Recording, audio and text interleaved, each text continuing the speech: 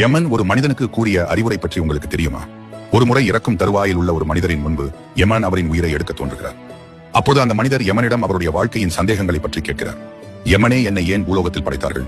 என் வாழ்நாள் முழுவதும் நான் ஏன் இவ்வளவு துயரங்களை சந்தித்தேன்? செல்வந்தராக இல்லாமல் என்னை ஏன் ஏழையாக படைத்தீர்கள்? நான் விரும்பியவர்கள் என்னை விட்டு ஏன் பிரிந்து சென்றார்கள்? நான் என்ன தவறு செய்தேன் என யமனிடம் அந்த மனிதர் கேட்டார். அதற்கு யமன், நன்றாக கேள் மானிடா, நீ வாழும் வாழ்க்கை ஒரு மாயை. நாடகத்தை நாடகம் என்று பார்த்தால் வலிக்காது மானிடா. நாடகம் என்று தெரியாமல் உண்மை என்று நம்பினால் நிச்சயம் வலிக்கும். மானிடராய் பிறந்த ஒவ்வொருவருமே பூலோகம் எனும் நாடகத்தில் நடித்துக் கொண்டுள்ளீர்கள்.